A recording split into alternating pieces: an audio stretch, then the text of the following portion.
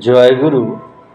আলোচনা প্রসঙ্গে কথায় কথায় ননীদা একদিন শ্রী শ্রী ঠাকুরের কাছে জানতে চাইলেন, মানুষের অভাব যায় কখন? শ্রী শ্রী ঠাকুর: ভাব ভরা হৃদয়ে অভাব থাকে না, ভাবের বোধই তার থাকে না।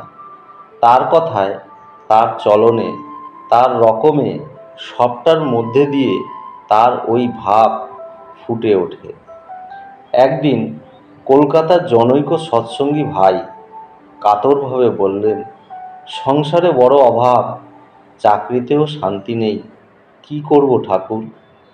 শ্রী শ্রী ঠাকুর তখন বললেন, তুমি তো নাম নিয়েছ, শান্তির পথ তো পেয়েছ। যজন যাজন, ইষ্টবৃত্তি ও সদাচারে নীতি নিয়ম অনুরাগ ভরে পালন করে চলো।